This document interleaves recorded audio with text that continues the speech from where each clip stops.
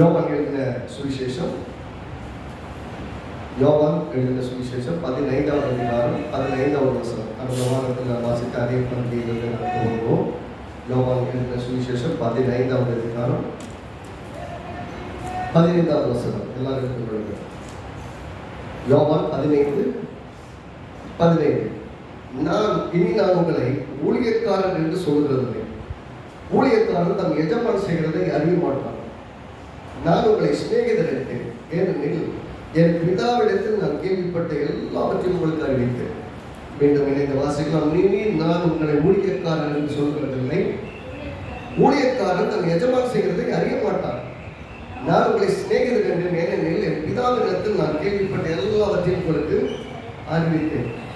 முன்னாடி பழைய உடன்படிக்கையின் காலத்தில் பார்த்தீங்கன்னா எல்லாமே படிச்சுன்னு சொல்லப்பட்டாங்க. எல்லாமே விளங்காமல் இருக்கும், பாதி விளங்கும் பாதி விளங்காது. தானியல் பார்த்தீங்கன்னா தானியல் எழுதி சொல்கிறாரு. அவன் கேட்குறான், ஆண்டவரே என்னுடைய அர்த்தம் என்னன்னு கேட்குறான். அவர் சொல்கிறாரு, இது உனக்காக பையன் வரக்கூடிய காலத்துக்கு நீ இதை புத்தகம் சொல்ல எழுதி நீ முத்திரை போட்டு வை, வரக்கூடிய உங்களுக்கு விளங்கும், உனக்கு விளங்காட்டணும் பரவாயில்ல எழுதி வைங்க. சிலர் பார்த்தீங்கன்னா அன்றைக்கி எழுதுனவங்களுக்கே எனக்கு விளங்கலை என்ன எழுதுறோன்னு. சிலர் தீர்க்க தரிசனம் சொன்னாங்க, என்ன சொல்கிறான்னு அவங்களுக்கே தெரியாது. ஏன் அத்தனை தீர்க்க தரிசனங்களை சொல்லியிருந்தாலும் அவருக்கே தெரியாது என்ன சொல்கிறாரு. அப்படி ஒவ்வொரு காலத்திலும் எசேக்கியேல் மூலமாக பள்ளத்தாக்கில் நுழைஞ்சு அவங்க உணர்ந்த எலும்புகளை எல்லாம் உயிரோடு எழுந்து வைக்கிறார். எழுந்து வைக்கிறாரு, இதெல்லாம் எழுதி சொல்றாரு. ஆனால் எழுதி வைக்கிறாங்க. ஆனால் என்ன நடக்க போகிறது என்பதை அவருக்கு தெரியாது. ஆனால் தேவன் அறிந்தது. அப்படி எல்லாமே இலை மதம் மறைவா இருந்தது. காரணம் என்னன்னா அந்த தேவன் என்கிற உறவு. இங்க போன காலத்தில் பார்த்தோம் அந்த படிகளை எப்படி நமக்கும் தேவனுக்கும் மத்தியில் இருக்கிற உறவு என்கிறது எந்த லெவலில் இருக்குன்னா, முதல்ல அவர் ரட்சகர், நாம் எல்லாம் மீட்கப்படுகிறவர்கள். அவர் ரட்சகர், நாம் எல்லாம் பாவிகள் என்று உறவு இருந்தது. சேவியர் சின்னர். அதே போல அவர் நாம் எல்லாம் பிள்ளைகள், நாம் எல்லாம் குமாரத்திகள், அவர் தேவர், நம்முடைய தகப்பன் என்கிற உறவு. மூன்றாவது உறவு அது எப்படி டெவலப் ஆச்சுன்னா, அவர் சீசர், அவர் குரு, நாமெல்லாம் சீசர்கள். நமக்கு அவர் போதிக்கிறார், ஆகவே அவர் குருவாக பார்க்கப்படுகிறார். அடுத்த பார்த்தீங்கன்னா ஊழியன் எஜமான் செய்யறது எல்லாமே ஊழியக்காரனுக்கு தெரியாது. அதனால தான் இயேசு சொல்லுகிறார், நீங்கள் நான் செய்யறதெல்லாம் உங்களுக்கு தெரியாதுன்ற நிலைமையெல்லாம் இல்லை. இப்போ நான் ஊழியக்காரன், நீங்கள் எஜமானுங்கிற, நீங்கள் உள்ள ஊழியக்காரன், நான்லாம் எஜமான் என்கிற இடத்துல எனக்கு வேலை செய்கிறவங்க நீங்கள் உங்களுக்கு எல்லாம் சொல்லணும் அவசியம் இல்லை, சொல்றது மட்டும் செய்யுங்க அப்படின்னு சொல்றது கிடையாது. இப்போ ஒவ்வொன்றையும் விளக்கி சொல்லி ஏன் இதை செய்ய சொல்லுகிறேன் என்பதை தெளிவாக சொல்லி நமக்கு செய்ய சொல்லுவேன்.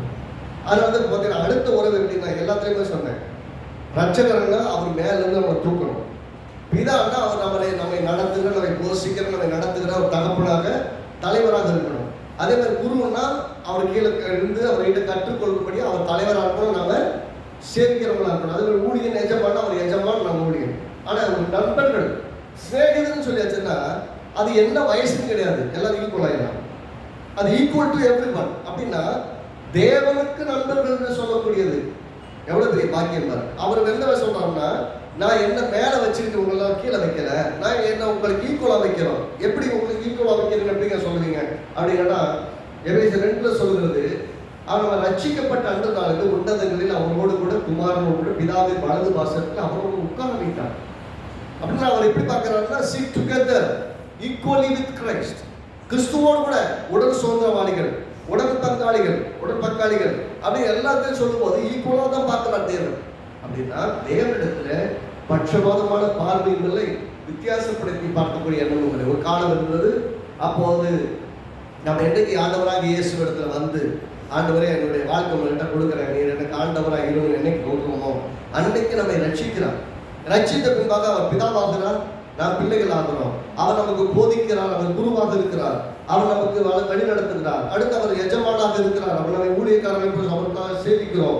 ஒரு காலம் அப்படி வளர அவர்களோடு சீசத்துவத்தில் நல்லா அதிகமாக ஊன்றி வளரும் போது எப்படி ஆயிருக்குன்னா, நாமும் அவர்களுக்கு வித்தியாசமே இல்லை என்கிற அளவுக்கு நண்பர்கள் என்ற உறவுக்கு வந்தது. அப்படி நண்பர்கள் பார்க்க ஆரம்பிச்சாச்சுனாலே எப்படி இருக்குன்னு சொன்னா, இப்போ பார்த்துருக்கீங்களா நீங்கள் ஹாஸ்டல்லாம் இருந்துக்கிறவங்களுக்கு தெரியும். நான் ஹாஸ்டல் இருந்திருக்கேன். ஃப்ரெண்ட்ஸுங்க இருந்ததுன்னா அவன் பொருளெல்லாம் இவனோடது, இவன் பொருளெல்லாம் அவனோட.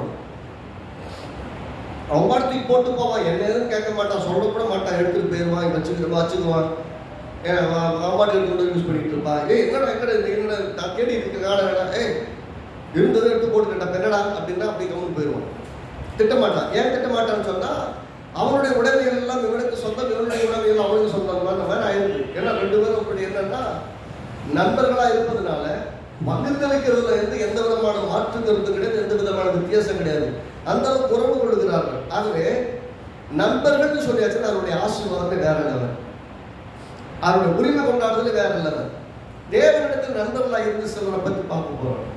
தேவனிடத்தில் நண்பர்களா பார்த்தவங்க இருக்கவங்க எப்படிப்பட்ட விதங்களிலே நன்மைகளை அனுபவித்தது வேதத்தில் சொல்லியிருக்கிறது பார்க்கலாம். அப்படின்னா தேவனோடு இருக்கிற உறவுல எவ்வளவு பெரிய ஆசீர்வாதம், அந்த ஆசீர்வாதம் மற்ற சந்ததிகளுக்கும் எப்படி ஆசீர்வாதம் வருகிறது ரொம்ப பார்க்க போறோம்.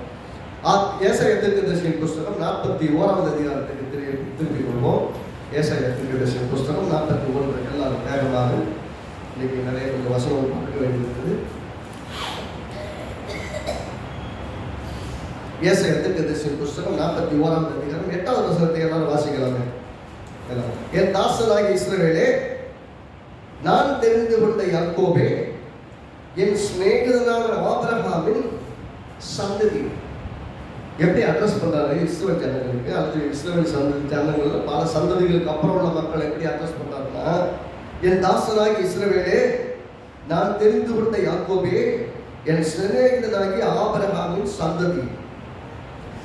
நான் இதை பார்த்துக்கோங்க, என் சிநேகிதன் சொல்றது நிமித்தமா பின்னாடி வரக்கூடிய பார்த்தீங்கன்னா அவனுடைய எல்லா சூழ்நிலை பற்றியும் அவனை தூக்கி எடுக்கிறான். எப்படியெல்லாம் உடன்படிக்கையின் இருந்தால் உடன்படிக்கையின் உறவு, அதாவது தேவனிடத்துல சிநேகிதன் என்று ஒருவன் இருக்கிறான். அவனுடைய சந்ததி எப்படிப்பட்ட விதத்தில் ஆசீர்வதிக்கப்படுகிறது. ஒரு ஆபிரகாம் இருந்தது, அதுக்கப்புறம் ஈசாக்கு, யாக்கோபு, அப்புறம் யோசேப்பு, இப்படி வருஷ சந்ததிகள் பல வந்துருச்சு. இப்ப அந்த காலகட்டத்தில் ஏசாயா தீர்க்கதரிசியின் காலத்திலிருந்து அந்த மக்களுக்கு சொல்லப்படுகிற வார்த்தைகளை கவனிச்சு பாருங்க. எப்படி சொல்றாரு, நான் பூமியின் கடையாந்திரங்களிலிருந்து உன்னை எடுத்து அதன் எல்லைகளிலிருந்து அழைத்து வந்து, நீ என் தாசன், நான் உன்னை தெரிந்து கொண்டேன், நான் உன்னை வெறுத்து விடவில்லை என்று சொன்னேன். பாருங்க, எங்கேயோ ஒருத்தரை கூப்பிட்டு வந்தேன்னு சொல்றாரு. ஊருக்கு ஏற்பட்டது உன்னை கூப்பிட்டு வந்தேன், உன்னுடைய ஜாதிகளுக்கு ஆசீர்வாதமா இருக்கும்படி தேர்ந்தெடுத்தேன் சொல்றாரு. அதுக்கு சொல்றாரு, நீ பயப்படாது, நான் உன்னோட இருக்கிறேன். எல்லாரும் என் கூட இருக்கிறார்.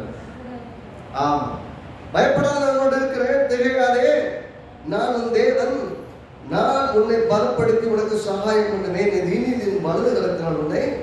எத்தனை வாக்குத்தத்தங்கள் சொல்றாங்க. கவலைப்படாத, நான் இருக்கிறேன். நான் உன்னை ஒரு சிநேகிதனை போல பார்க்கறதுனால, என்னுடைய தாசனாகிய என்னுடைய சிநேகிதனாகிய ஆபிரகாமுடைய பிள்ளையா இருக்கிறதுனால நான் எப்படி பார்க்கிறேன்னா, அவனை எப்படி சிநேகிதனா பார்க்கிறேன் அதே ஒரு பார்க்கிறேன். அது பார்க்கறது 1ஆம் வசனத்துல கடைசி நான் உன்னை வெறுத்து விடவில்லை, அல்லது கர்த்தர் என்னை வெறுக்கவில்லை. But whatsoever the situation I am in, நான் எவ்வளவு மோசமா இருந்தாலும் கூட என்னை கர்த்தர் வெறுக்கிறது. அப்பயும் என் இடத்துல தேடி வந்து எனக்கு திரும்ப ரெஸ்டோர் பண்ணி என்னை சரிப்படுத்த பார்க்கிறார், எனக்கு நன்மை செய்ய பார்க்கிறார். இதோ 11ஆம் வசனம், இதோ உண்மையில் எரிச்சலாக இருக்கிற யாவரும் வெட்கி லட்சியம் அடைவார்.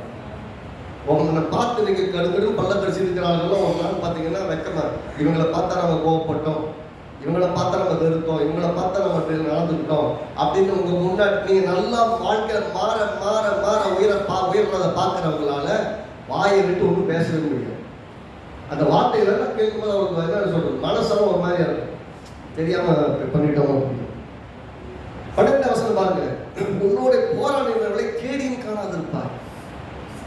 பார்க்க எப்படிப்பட்ட, அதாவது அந்த சிநேகிதன் என்றது நிமித்தமாக அவருடைய சந்ததிகளுக்கு அவர் சொல்லுகிற வார்த்தைகளை பாருங்க, வாக்குத்தத்தங்களை பாருங்க. உன்னோட யுத்தம் பண்ணின மனுஷன் ஒன்றும் இல்லாமல் இல்பொருளாமல் உன் தேவனாய் இருக்கிற கர்த்தராகிய நான் உன் வலதுகையை பிடித்து பயப்படாது, நான் உனக்கு துணை இருக்கிறேன் என்று சொல்றேன். கையை பிடிச்சுக்கிட்டு இருக்கிறேங்கிறார். உன் கையை பிடிச்சு நான் வலதுகையை பிடிச்சு உனக்கு வாக்கு பண்றேங்கிறாரு. எப்படி? நான் உனக்கு துணை நிற்கிறேங்கிறதுக்கு இதை விட அச்சாரம், இதை விட முத்திரை, இதை விட அஸ்திபாரம், இதை விட ரொம்ப ஆத்தன்டிகேட்டா என்ன சொல்ல முடியும்? நான் உங்களோட இருக்கிறேன், உன் வலதுகையை பிடித்து பயப்படாது, நான் உனக்கு துணை இருக்கிறேன்னு சொல்றேன். சொல்லி பார்த்தா ரொம்ப பயந்து போனாங்கன்னு அவங்களுக்கு ஆதரவு என்னன்னா அவங்க கையை பிடிச்சிக்கிட்டு நான் இருக்கிற தைரியமா அப்படி சொல்லும் போது அந்த தைரியம் வந்து பார்த்தீங்களா, அதை தனியாக அனாத மாதிரி இருக்க வைக்கிற நிலைமை மாதிரி நம்ம கூட ஒருத்தர் இருக்கிறாங்க, நம்ம சூழ்நிலை நமக்கு சப்போர்ட் பண்ண ஒருத்தர் இருக்கிறாங்க, நம்ம நிச்சயமா நல்ல வழியில் கொண்டு போறதுக்கு நமக்கு உதவியா இருப்பாங்கிற அந்த நம்பிக்கை வந்து பார்த்தீங்களா அது பெருசு. அந்த மாதிரி சமயங்கள்ல அநேக சமயங்கள்ல மக்கள் நம்பிக்கை இழந்து பலவீனப்பட்டு வாழ்க்கையை அழிந்து போகிறதோ என்ற யோசனைகள் தியில் இருக்கும்போது நீங்க அவங்க கையை பிடிச்சிட்டு உட்காந்து அவங்களுக்கு தைரியம் சொல்லி, நான் இருக்கிறேன் தைரியம் இருக்குன்னு சொல்லி பாருங்களேன். யார் நேரம் நீங்க என்ன பண்றீங்கிறது அடுத்த கதை. ஆனா நான் இருக்கிறேன், நாங்கெல்லாம் சேர்ந்து ஜெபம் பண்ணுவோம், கர்த்தர் உங்களுக்கு உதவி செய்வார், நீங்க கையை பிடிச்சி தைரியப்படுத்தி சொல்லி பாருங்களேன். அந்த நிலைமையை அவங்க அந்த சூழ்நிலை அப்படியே வெளியே வந்துடுவாங்க. கர்த்தர் அவங்களை தூக்கிட்டு வந்துடுவார். ஏன்னா தைரியம் வந்திருப்போம். நமக்காக நம்ம பட்சத்தில் நிற்கிறதுக்கு, நமக்காக ஜெபிக்கிறதுக்கு, நமக்கு ஆலோசனை சொல்றது ஒருத்தர் இருக்கிறாங்க அப்படிங்கிறது வந்துருச்சுன்னா அவங்களால இந்த சூழலை ஜெயிக்க முடியும். நான் தனியாக கிடையாது, நம்ம உதவி செய்ய ஒருத்தர் இருக்கிறாங்க, நம்மளால ஜெயிக்க முடியும் என்ற தைரியம் வந்துடும். அந்த தைரியம் வர்றதான் முக்கியம். அநேக சமயத்தில் அந்த தைரியம் வராம தடுமாற்றத்தின் நிமித்தமா அநேக சமயத்தில் வெற்றி கொள்ள முடியல, ஜெயிக்க முடியல, முன்னாடி போக முடியல, வெற்றி பெறணும்னு நினைச்சா கூட தடுமாற்றங்கள் வருது. அடுத்த வருஷமாக யாக்கோபு என்னும் சிறு பூச்சியே, இஸ்ரவேலின் சிறு கூட்டமே பயப்படாதே, நான் உனக்கு துணை இருக்கிறது, கர்த்தரும் இஸ்ரவேல் பரிசுத்தமாகிய உன் மீட்பர் உரைக்கிறார். இதோ போரடிக்கிறதற்கு நான் உன்னை புதிதும் கூர்மையுமான பற்றுள்ள யந்திரமாக்குகிறேன். நீ மலைகளை விரித்து நொறுக்கி குண்டுகளை தவிடு மொழியாக்குவாய், அவைகளை தூற்றுவாய். அப்பொழுது காற்று அவைகளை கொண்டு போகும், சுழல் காற்று அவளை பறக்கடிக்கும். நீயோ எல்லாம் சொல்லுங்க, நீயோ கர்த்தருக்குள்ளே கலிதுண்டு இஸ்ரவேலின் பரிசுத்தத்திற்குள்ளே மேன்மை பாராட்டி கொண்டு பீத்திக்கிட்டு இருப்பேன்னு சொல்லுவாங்கல்ல, பெருசா பெருமடிச்சுக்கிட்டு இருக்காத அப்படிப்பாங்கல்ல. அந்த மாதிரி நீங்கள் கர்த்தரை குறித்து பெருமை பாராட்டி கொண்டிருப்பீர்கள், மற்றவர்கள் எல்லாம் காற்றிலே பறக்கடிக்கப்பட்டு விடும். ஆமே, எவ்வளவு பெரிய விஷயம் பாருங்க. எதனாலன்னா ஒருவனை சிநேகிதனாய் கொண்டது நிமித்தமாக அவன் சந்ததிகளை பேர் ஆசீர்வாதமாய் பார்க்கிறான். கர்த்தர் பாருங்க, கர்த்தரோட goes around having God as friend, then you think that your descendants is going to be get blessed. உங்கள் சந்ததிகள் தேவனை தன்னுடைய வாழ்க்கையில நண்பனாக கொண்டிருக்கிறவர்கள் பாக்கியவான்கள். அவனுடைய சந்ததிகளும் ஆசீர்வாதமாயிருக்கும். அவனுக்கு நம்பிக்கை இருக்கும், தைரியம் இருக்கும். சில சமயம் பார்த்தீங்க, சில சூழ்நிலைகளை எல்லா நண்பர்கள் சுற்றி இருப்பாங்க. சில சமயம் பார்த்தீங்கன்னா நண்பர் இறந்துடலாம்னு வச்சுக்கோங்களேன், அந்த குடும்பத்துக்கு ஆதரவு சொல்லி இல்லை நாங்கள் இருக்கிறோம் தைரியமாக இருப்பா அப்படின்னு சொல்லிட்டு சில சமயம் ஹெல்ப் பண்ணி அவங்க தைரியப்படுத்தி அவங்க வழி நடக்கும் போது பார்த்தீங்கன்னா அந்த பயமெல்லாம் போய் தைரியமாக இருக்காங்க. நல்லா வாழ்க்கையில் நல்லா முன்னாடி போக முடியுங்கிற தைரியம் வந்துடும். இல்லைன்னா பயந்து இருளில் உட்கார்ந்து இருப்பது போல நம்பிக்கை இழந்து ஒரு சமாதானமற்ற நிலைமையில மாறிடுவாங்க. ஆனால் பாருங்க, அந்த நேரத்தை தைரியப்படுத்தக்கூடியதுக்கு ரொம்ப முக்கியம். உங்களுக்கு கர்த்தர் பாருங்க, இது மனுஷன் சொல்றது கிடையாது. அந்த மனுஷன் நாளைக்கு இன்னைக்கு நண்பனாக இருக்கிறான், ஒரு நண்பன் இல்லை, அவனுக்கு உதவியாக நிற்கிறேங்கிறான், இல்லை அந்த அவன் நண்பனாக இருக்கிற நிமித்தம் அவன் பிள்ளைகளை நான் பார்த்துக்கிறேங்கிற நிலைமை இன்னைக்கு இருந்தாலும் கூட அந்த மனுஷன் நாளைக்கு உயிரோடு இருப்பான்னு சொல்ல முடியாது. ஆனால் நம்மை கரம் பிடித்திருக்கிற தேவன். அதனால தான் ஏசாயா 41 பாருங்க, திரும்ப திரும்ப சொல்றாரு. 8வது வசனத்துல சொல்றாரு, என் தாசனாகிய இஸ்ரவேலே, நான் தெரிந்து கொண்ட யாக்கோபே, என் சிநேகிதனாகிய ஆபிரகாமின் சந்ததி. அல்லேலூயா. அவனுடைய சிநேகிதனாக ஆபிரகாம் இருந்ததுனால அவனுக்கு அப்புறம் பல சந்ததிகளுக்கு அப்புறமும் அவனுடைய ஆசீர்வாதம். இது வெறும் யாக்கோபை பத்தி பேசுறாரு. இது ஆதியாகமம் 28, 29 பேசுற விஷயம் கிடையாது, 30 பேசுற விஷயம் கிடையாது. இது எங்க பேசுறான்னா ஏசாயா 41 பேசுறாரு. எப்போ? அந்த காலகட்டத்தில் வாழ்ந்த யாக்கோபின் சந்ததி, கிட்டத்தட்ட பல சந்ததிகள் கடந்ததுக்கு அப்புறமும். அப்படின்னா சந்ததிக்கும் தலைமுறைக்கும் கர்த்தருடைய நாமம் மகிமைப்படும்படி உங்களை சிநேகிதனாய் உங்கள் தகப்பனாகிய ஆபிரகாம் சிநேகிதன் என்றால் நீங்களும் அவருக்கு சிநேகிதர்கள், நீங்களும் அவருக்கு சிநேகிதர்கள். அதனால பார்த்தீங்கன்னா கலாத்தியர் 3வது அதிகாரத்துல 13ஆம் வசனம் நினைக்கிறேன். 4:13 என்ன சொல்றது? மரத்தில் தூக்கப்பட்டு எவனும் சபிக்கப்படும் என்று எழுதியிருக்கிறபடி அவன் நியாயப்பிரமாணத்தில் சாபத்திற்கு நம்மை நீங்களாக்கும்படி நியாயப்பிரமாணத்தில் விடுதலை ஆக்கினார். ஆபிரகாமின் ஆசீர்வாதம் நமக்கு உண்டாயிருக்கும்படி அப்படியானார். அப்படின்னா ஆபிரகாமுக்கு என்னென்ன ஆசீர்வாதம்? அவர் சிநேகிதனுடைய பிள்ளைகளா இருக்கிற நாமும் அவருக்கு சிநேகிதர்களா இருக்கிறோம். கிறிஸ்துவுக்குள்ளாக நம்ம எல்லாவற்றையும் சுதந்திரித்துக் கொள்கிறவர்களாய் நம்ம இன்றைக்கு தேவன் மாற்றி இருக்கிறார். ஆகவே எந்த சூழ்நிலையிலும் கர்த்தர் நம்மை ரட்சிக்கவும் தப்புவிக்கவும் மீட்கவும் வல்லவராய். நல்லா கவனிக்கணும். இந்த கவர்னன்ட்னு சொல்லுவாங்கல்ல, கான்ட்ராக்ட்னு சொல்லுவாங்கல்ல, கான்ட்ராக்ட் சைன் பண்ணுறது. கான்ட்ராக்ட் சைன் பண்ணுறது பார்த்துருக்கீங்களா? ரெண்டல் அக்ரிமெண்ட் இந்த மாதிரி சைன் பண்ணுவாங்க. அப்படின்னா அர்த்தம், நீ இந்த வீட்டை அப்படிலாம் வச்சுக்கணும், நீ என்ன பண்ண மாதம் இந்த வாடகை எனக்கு கொடுக்கணும், இவ்வளோ டெபாசிட் கொடுக்கணும் அப்படின்னு அக்ரிமெண்ட்டில் போடுவாங்க. அக்ரிமெண்ட்டில் எப்படி இருக்கும்? நீ இதையெல்லாம் கொடு, நான் இதையெல்லாம் உனக்கு தருவேன், நீ போய் வெளியே போகும்போது இதே மாதிரி ஒப்படைச்சிட்டு போயிடும், உனக்கு அந்த உரிமையே கிடையாது. அதே மாதிரி ஒரு பிஸ்னஸ்க்கோ வேற எதுக்கோ ஒரு அக்ரிமெண்ட் போடுறீங்க, ஒரு வீடு கட்டுறதுக்கோ ஒரு அக்ரிமெண்ட் போடுறீங்கன்னா, நான் இதெல்லாம் இந்த டேர்ம்ல தருவேன், இந்த லெவல் ஆஃப் கன்ஸ்ட்ரக்ஷன்ல தருவேன், நீ என்ன பண்ணு இந்த மாதிரி எனக்கு இந்த பொருளை பயன்படுத்தி என் வீடை கட்டிக்கணும் அப்படி அக்ரிமெண்ட் போடுவாங்க. இந்த அக்ரிமெண்ட் அல்லது கான்ட்ராக்ட்னு சொன்னீங்கன்னா, நீ இதையெல்லாம் செய், நான் இதை உனக்கு செய்வேன். நீ லிமிட்டல் லெவலில் வந்துட்டேன்னா நான் அதை காசு கொடுப்பேன். நீ இப்போ ஃப்ளோரிங் வரைக்கும் மேலே ரூஃபிங் வரைக்கும் வந்துட்டேன்னா நான் உனக்கு கொடுப்பேன். எலக்ட்ரிக்கல் வேலையெல்லாம் பிடிச்சதுன்னா உனக்கு கொடுப்பேன். முழுசாக கட்டி முடிச்சு எங்கள் வீட்டை ஒப்படை சாவி ஒப்படைச்சேன்னா நான் 100% பேமெண்ட்டை கொடுப்பேன் அப்படின்னு செட்டில்மெண்ட் டேர்ம்ஸ் இருக்கும். அந்த டேர்ம்ஸ் அண்ட் கண்டிஷன்ஸ் எதுக்குன்னு சொன்னால், எதெல்லாம் நீ செய்யி நான் அப்பப்போ அதை செய்வேன். அது மாதிரி ஒவ்வொரு இதுலையுமே எல்லா அக்ரிமெண்ட்டோ அல்லது கான்ட்ராக்டோ சொன்னோம்னா அதில் கண்டிஷன்ஸ் அப்ளை, இதெல்லாம் செஞ்சால் இதெல்லாம் நான் செய்வேன் அப்படி இருக்கும். ஆனால் கவனன்ட்னா உடன்படிக்கை செய்து கொள்வதுன்றது என்னன்னா, அது கவனன்ட்ங்கிறது வந்து பெரியவங்க சின்னவங்களோட பண்றது. சின்னவங்களால பெரியவங்க உடன்படிக்கை பண்ண முடியாது. ஏன்னா பெரியவங்க தான் வந்து கீழே ஒருத்தனோட வந்து நான் உனக்கு இதெல்லாம் செய்வேன்ப்பா அப்படின்னு சொல்றது. கீழே வந்து நமக்கு ஒன்றும் செய்ய மாட்டான். கவனன்ட் வித் காடுங்கும் போது, தேவனோட கூட நமக்கு உடன்படிக்கையில் இருக்கிறவங்க போது ஆசீர்வாதம் யாருக்கு அல்லது பெனிஃபிட் யாருக்குன்னா நமக்கு தான். ஏனென்றால் அவர் எல்லாவற்றையும் உடையவர், நம்மகிட்ட ஒன்றுமே கிடையாது. ஒன்றுமே இல்லாதவர்களோட தேவன் வந்து உடன்படிக்கை பண்ணுகிறார். என்ன உடன்படிக்கைன்னா, நான் கூட இருப்பேன், உன்னை ஆசீர்வதிப்பேன், உன்னை பெரிய ஜாதியை. அவர் அப்படிதான் வர்றாரு. அவனை வெறுமையா ஒன்றும் இல்லாமல் இருந்தவனை கூப்பிட்டு வந்து நீ வா, உன்னை பெரிய ஒரு தேசத்துக்கு கூட்டு போறான், உன்னை பெரிய ஜாதி ஆக்கிறன்னு கூட்டு போறாரு. கூட்டு போயிட்டு அந்த பெரிய ஆசீர்வாதமான மனிதனை பார்த்துக்கிறான். அப்படி அட்ரஸே எல்லாம் இருந்தவனை அடையாளப்படுத்தினா சொல்லி அப்படி கேட்கிறேன். ஆபிரகாம் என்ற அந்த மனிதன் கல்தேயர் பட்டணத்தில் இருந்திருந்தான்னா, ஆபிரகாமின் சந்ததியும் சொல்லப்படுகிற அளவுக்கு, இஸ்ரவேலின் தலைவன் என்று சொல்லப்படுகிற அளவுக்கு ஏதாவது மாற்றம் வந்திருக்குமா? கர்த்தர் அழைத்தப்ப கீழ்ப்படிந்து வந்ததுனாலதான் நீங்க நம்ம பேரில் வழங்கிட்டு இருக்கிறோன்னே தெரியுது. இல்லாட்ட ஊர்ல ஒரு மூலையில ஒரு பட்டிக்காட்டுக்குள்ள அல்லது ஏதோ ஒரு கிராமத்துல ஏதோ ஒரு பட்டணத்துல அடையாளம் தெரியாத சில மக்களோடு நாம ஒருத்தர் வந்திருக்கோம். கர்த்தர் நம்மை அடையாளப்படுத்துவதற்காக மக்களிடத்திலிருந்து வேறு பிரிக்கிறார், ஜனங்களிலிருந்து வேறு பிரிக்கிறார். நம்மை கொண்டு வந்து அழைத்து நம்ம கொண்டு என்னெல்லாம் செய்ய முடியும்னு காட்டுறார். அப்படின்னா கர்த்தருடைய நோக்கம் என்ன? நாம் அடையாளப்படுத்தப்பட வேண்டும். ஆதியாகமத்தின் புஸ்தகத்துல 15ஆவது அதிகாரத்துக்கு வரும். அது சில வசனங்களை நான் காமிக்க போறேன். உடன்படிக்கை பண்ணும்போது எப்படி இருக்கும் அப்படின்னு பாத்தீங்கன்னா,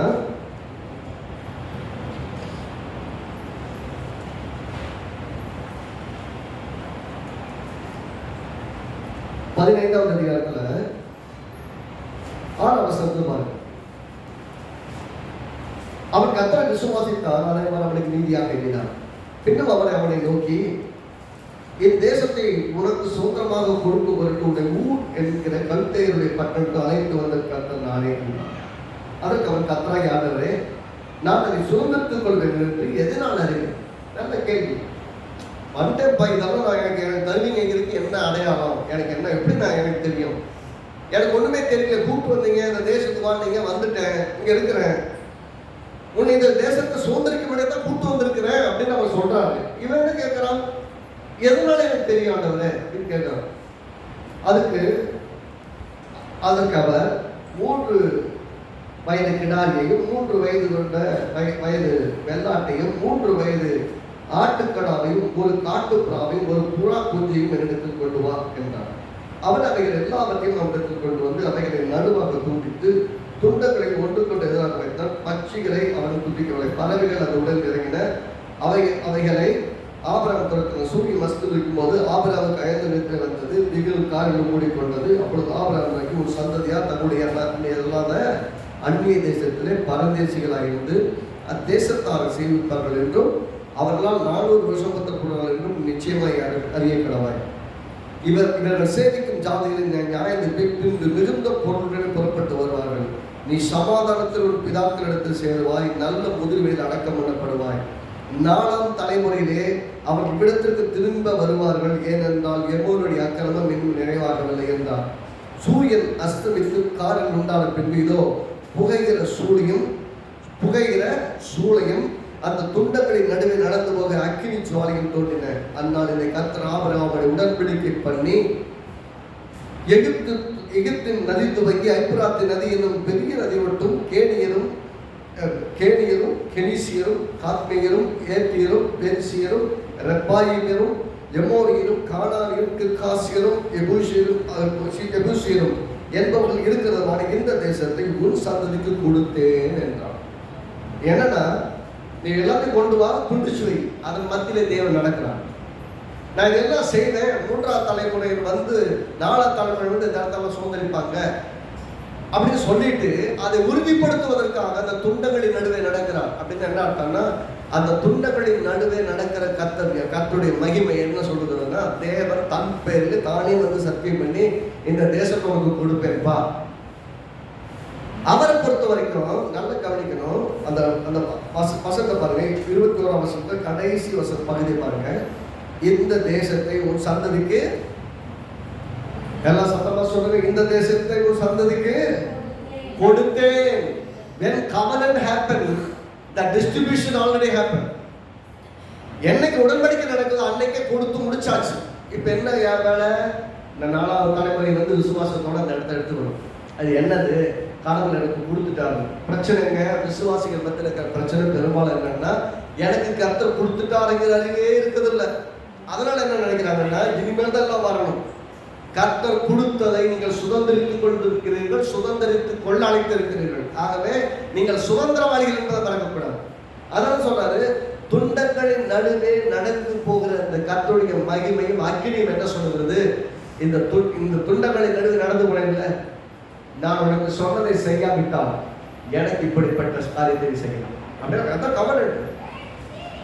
இப்ப யாருக்கு பெனிஃபிட்? ஆபிரகாம் தான் பெனிஃபிட், ஆபிரகாம் சந்ததிக்கு தான் பெனிஃபிட். ஆனா நல்லா கவனிங்க, இப்படிப்பட்ட உடன்படிக்கை ஆபிரகாம் செய்திருக்கிறதுனாலதான் அவருடைய பல சந்ததிகளுக்கு அப்புறம் ஏசாயா தீர்க்கதரிசி சொல்றாரு, என் சிநேகிதனாகிய ஆபிரகாமின் சந்ததியே பயப்படாது, நான் உனக்கு துணை நிற்கிறேன், மனதை பிடித்துக் கொண்டு நான் உன்னுடைய துணை நிற்கிறேன் சொல்லுகிறேன். உன்னோட போராடினவங்களை ஒருத்தர் கூட பார்க்க முடியாது, நான் கூட இருக்கிறேன். இப்படிப்பட்ட வாக்கு தத்தத்தின் காரணம் என்னவென்றால், வாக்கு தத்தம் செய்தவர் உண்மை எழுதும். அநேக சமயத்தில் நாம உண்மை இல்லாம போயிடும். 2 தீமோத்தேயு 2:13 சொல்கிறது, 2 தீமோத்தேயு 2:13 பார்த்தீங்கன்னா, நாம் உண்மை இல்லாமல் இருந்தாலும் அவர் உண்மையுள்ளவராக இருக்கிறார். நாம நிறைய சமயத்துல பண்ண வார்த்தையில எப்பயுமே தவறி போயிடும். ஆனா அவர் ஒருபோதும் பொய்யுரையாது, ஆதி முதல் பொய்யுரையாது. அவரை பொறுத்தவரை கொடுத்தேன்னு சொல்லிட்டாருன்னா கொடுத்தேன் தான். இனிமேல் கொடுப்பேன்லாம் கிடையாது, கொடுக்க முடியுமா முடியாது. ஆண்டவரே எப்பாண்டவரே தருவி, எனக்கு எப்பாண்டவரே கிடைக்கும், எனக்கு தருவீரா மாட்டீரா ஆண்டவரே. சத்தியம் புரியல, அவர் சொன்ன வசனம் விளங்கலன்னு அர்த்தம். கொடுப்பேன்னு சொல்லல, கொடுத்தேன்னு சொல்லிட்டாரு. கொடுத்தேன்னா கொடுத்துட்டாருன்னு அர்த்தம். ஆபிரகாமின் ஆசீர்வாதங்களுக்கு யாரெல்லாம் சொந்தக்காரன் கேட்டீங்கன்னா, நாமெல்லாம் சொந்தக்காரன் கிறிஸ்து இயேசுவுக்கு. அப்படின்னா கர்த்தர் சொன்ன வார்த்தை ஒவ்வொன்றும் நமக்கு வாக்குத்தத்தமா இருக்கிறது. ஆம் என்றும் ஆமேன் என்றும் கிறிஸ்துவுக்குள் இருக்கிறது. எல்லாம் நாம் சுதந்திரித்து கொள்ளும்படியாக நமக்கு வைக்கப்பட்டது. எடுக்கிற வேலை நம்ம வேலை. எடுக்கிறத விட்டுட்டு ஆண்டவரே வருவீரா தருவீரா போவீரான்னு இருந்த வேலைக்காக. அப்ப உடன்படிக்கை பண்ணும்போது அந்த துண்டங்களின் நடுவே நடந்து போகிற கர்த்தருடைய மகிமை என்ன சொல்கிறது? நான் இதை உனக்கு கொடுத்தேன் அப்படின்னு. அதனாலதான் பாத்தீங்கன்னா, எப்ப பார்த்தாலும் இஸ்ரவேல் ஜனங்கிட்ட யாத்ராம தான் பாத்தீங்கன்னாலும் அந்த தேசத்தை உங்களுக்கு கொடுத்தேன். ஏன்னா அப்பா தாத்தாக்கு சொன்னதான், தாத்தா முப்பாட்டன்னு சொன்னதான் எங்களுக்கு சொல்லிட்டு இருக்கிறாரு. அந்த தேசத்தை உங்களுக்கு கொடுத்தேன் கொடுத்தேன் கொடுத்தேன். அவர் திரும்ப பேசுற வாசகங்களுக்கு புரியவே மாட்டேங்குது. நான் உங்களுக்கு கொடுத்தேன் அவர் சொல்றாரு. இவங்க எப்பாண்டவரே தருவீர் தருவீன்னு கேட்டு இருக்கிறாங்க. இன்னைக்கு வரைக்கும் விசுவாசிகளுடைய பிரச்சனை இருந்தால், அவர் கொடுத்தேன்னு சொன்னதை எப்ப தருவீர்னு கேட்டு இருக்காங்க. இவங்க எடுத்துக்கொள்ளும்படியாக இருக்கிறாங்க. எல்லாம் சொன்னாங்க, நான் எடுத்துக்கொள்ளும்படியாக இருக்கிறேன். I am here to inherit every single bit of the blessings. எனக்கு தேவன் கொடுத்த ஒவ்வொரு வாக்குத்தத்தங்களுடைய ஆசீர்வாதங்களை சுதந்திரித்துக் கொள்ளும்படியாக இருக்கிறேன். எனக்கு தான் தருவாரல்ல வானத்தை பார்த்துட்டு கிடையாது. நான் இந்த பூமியில் இருக்கிறேன், எல்லாம் இந்த பூமியில் எனக்கு வைக்கப்பட்டிருக்கிறது. வாக்குத்தத்தங்களின் வடிவிலே விசுவாசத்தை சுதந்திரித்துக் கொள்ளணும். ஆதியாகமம் 28:15 பாருங்க. 28:15 எல்லாரும் எடுத்துக்கொள்ளுங்க. நான் உன்னோட கூட இருந்து நீ போகிற இடத்திலெல்லாம் உன்னை காத்து இந்த தேசத்துக்கு உன்னை திரும்பி வரப்பண்ணுவேன். நான் உனக்கு சொன்னதை செய்யும் அளவும் உன்னை கைவிடுவேன். எவ்வளவு பெரிய கவனம் பாருங்க. அவன் என்ன பண்றான்? ஏமாத்திட்டு ஓடிட்டு இருக்கான். ஏமாத்திட்டு உயிருக்கு பயந்து ஓடுகிற யாக்கோபை சந்திக்கிறதுக்கு தேவன் சொல்லுகிறார் ராத்திரில. அவன் தேடவே இல்லை, அவர் தேடி வர்றான். அதனால நான் தேடி போகவில்லை, அவர் என்ன தேடி வந்தார். ஐயா பாட்டு பாடுறோம்னா சும்மா கிடையாது. நாம தேடி போகல, அவர் தேடி வந்தார். இவன் போய் தேடல, இவன் ஓடி போய் எங்க நைட்டு தூங்கி இருந்துச்சு, கால இருந்துச்சு ஓடலாம் அப்படின்னு உட்கார்ந்து இருக்கிறான். அவன் கல்லெடுத்து தலைமையில் வச்சுட்டு படுத்தாலும் அங்க கர்த்தர் வந்துட்டு பேசிக்கிட்டு இருக்கிறான். அவங்க கிட்ட என்ன சொல்றாரு? நான் உனக்கு மீண்டும் இந்த தேசத்துக்கு திருப்பி கொண்டு வருவேன். இது என்ன போறோம் வர்றோமான்னு தெரியாது. போய் உயிர் பிழைப்போமா, வழியில் எந்த காட்டுல எந்த மிருகத்துக்கு அடிபட்டு சாவோன்னு பயந்துட்டு போறான். ஏனென்றால் இவன் ஆபிரகாமின் சந்ததி, தேவனுடைய சிநேகிதனுடைய சந்ததி என்பதால் அவனை தேடி வந்து சொல்றாரு, நான் உனக்கு இந்த தேசத்துக்கு மீண்டும் கொண்டு வருவேன். இதை சொன்ன இந்த செய்யும் அளவும், நான் சொன்னதை செய்யும் அளவுனை ஆமா கையை பிடிச்சிக்கிட்டு இருக்கேன்ப்பா, நான் கூட உங்களோட தான் இருக்கிறேன், தைரியமா இரு, கவலைப்படாத. இளஞ்சவர் கர்த்தரே கூட தான் இருக்கிறாரு. அவர் என்னை கைவிடுவதில்லை. ஆமென். அவர் என்னை கைவிட மாட்டார். எல்லாரும் கைவிடட்டும், எல்லாரும் கைவிடட்டும், எல்லாம் போகட்டும், எல்லாம் வேணாம்னு சொல்லட்டும், எல்லாரும் மறக்கட்டும், கவலையே இல்லை. கர்த்தர் கைவிட மாட்டார். நமக்கு சொன்னதெல்லாம் நடக்கும், ஒரு எழுத்து விடாம நடக்கும். அதெல்லாம் நிறைவேறத பார்க்கும்படி கர்த்தர் நாம வாழ வைப்பார். ஒண்ணு விடாம நடக்கும். சொல்றார், நாம சொன்னதை செய்யும் உன்னை கைவிடுவதில்லை. பாருங்க, ஒரு சிநேகிதனுடைய பிள்ளை என்பதனால, அவனுடைய பேரணிங்கிறதுனால கர்த்தர் உங்கள்கிட்ட சொல்றாரு, என் சிநேகிதனாகிய ஆபிரகாமின் சந்ததியாக இருக்கிறார்படியா யாக்கோபே, நான் தெரிந்து கொண்ட இஸ்ரவேலே, என் ஆபிரகாமின் சந்ததியே அப்படின்னு அப்படிங்கிற பிள்ளைய வந்து தூக்கி வச்சு கொஞ்சம் மாதிரி கர்த்தர் பாருங்க. ஆபிரகாமுடைய பிள்ளையாச்சே நீ, என் ஃப்ரெண்டோட பிள்ளையாச்சே நீ அப்படிங்கிற அளவுக்கு அவனை நேசிக்கிறார், அவனை பார்க்கிறார். சொல்றாரு, நான் சொன்னதை செய்கிற அளவுக்கு அவனை கைவிட மாட்டேன். நாம எத்தனையோ தடவை விட்டுட்டோம். நம்ம யாக்கோபு நிறைய தடவை விட்டாரு, அதை பின்ன வந்தவங்க நிறைய தடவை விட்டாங்க. ஆனால் அவர் சொன்னதை மட்டும் கைவிடவே பாருங்க. இன்னைக்கு வரைக்கும் கர்த்தர் உடன்படிக்கையை காக்கிறார். அவர் உண்மையில்லவராக இருக்கிறபடியே நாம நிர்பலமாக, நாம் பல முறை தவறினோம், அவர் ஒரு முறை கூட தவறல. நம்ம பல தடவை தப்பு பண்ணிட்டோம், ஆனா அவர் ஒரு தடவை கூட நம்ம வாழ்க்கையில தப்பே பண்ணல. ரைட்டா செஞ்சுட்டு இருக்கிறாரு, ஸ்ட்ரெயிட்டா நடத்திட்டு இருக்கிறாரு. போகும்போது தடை கற்கள் இருக்குது, ஸ்லோ டவுன் ஆகுது, முன்னாடி போக முடியல, எதிர்பார்த்த அளவுக்கு வேகம் இல்லை, காரணங்கள் 1000. ஆனால் கர்த்தர் ஒருவரே, அழைத்தவர் ஒருவரே, வாக்கு பண்ணினவர் ஒருவரே, உடன்படிக்கை பண்ணினவர் ஒருவரே. அவர் சொன்னதை செய்தி மட்டும் கைவிட மாட்டார். எதிர்பார்ப்போடு இருப்போம், பெரிய அற்புதங்களை எதிர்பார்ப்போம், விசுவாசிப்போம். நமக்காக கடல்கள் திறக்கும், செங்கடலும் திறக்கும், யோர்தானும் பின்னிட்டு போகும். நமக்காக வானத்திலிருந்து மண்டா வரும், கண்மலையிலிருந்து தண்ணீர் வரும். எதையுமே பார்க்காமல் இருக்கும், நமக்காக அற்புதங்கள் நடக்கும். எதிர்பார்க்கிறபடி நடக்காது, எதிர்பாராத விதத்தில் அற்புதங்களை திறப்பார், எதிர்பாராத விதத்தில் வாசல்களை திறப்பார், எதிர்பாராத அற்புதங்கள் நடக்கும். ஏனென்றால் அவர் நம்முடைய சிநேகிதர். Because he is our friend, he will bless in every way that is possible. எந்தெந்த விதத்தில் வாய்ப்பு இருக்கோ அத்தனை விதத்தில் நம்மை ஆசீர்வதிப்பார். பாருங்க, அடுத்து 2 சாமுவேல் புஸ்தகம் 1 சாமுவேல் 18ஆம் அதிகாரத்தை கொள்வோம். 1 சாமுவேல் 18. இங்கே யோனத்தானும் தாவீதுடைய நட்பை குறித்து பார்க்கிறோம். 1ஆம் வசனம் பாருங்க, 18:1. அவன் சவுலோட பேசி முடித்த பின்பு யோனத்தானுடைய ஆத்துமா தாவீதின் ஆத்துமாவோட, 1 சாமுவேல் 18ஆம் அதிகாரம் 1ஆம் வசனம் என்ன சொல்றது? அவன் சவுலோட பேசின பின்பு யோனத்தானுடைய ஆத்துமா தாவீதின் ஆத்துமாவோட ஒன்றாய் இசைந்திருந்தது. யோனத்தான் அவனை தன் உயிரை போல சிநேகித்தான். எப்படி சிநேகித்தானா? உயிரை போல சிநேகித்தான். யோனத்தானுடைய ஆத்துமாவும் அவனுடைய ஆத்துமா ஒன்றாக நண்பர்களாக ஒருவர் பாவிக்கிறார்கள். 1ஆம் வசனம் பாருங்க, யோனத்தான் தாவீதை தன் ஆத்துமாவை போல சிநேகித்தினால் அவனும் இவனும் உடன்படிக்கை பண்ணி கொண்டார்கள். அவன் 2 பேர் மத்தியில் என்ன நடந்தது? உடன்படிக்கை ஏற்படுத்தினார்கள். என்ன விதமான உடன்படிக்கை?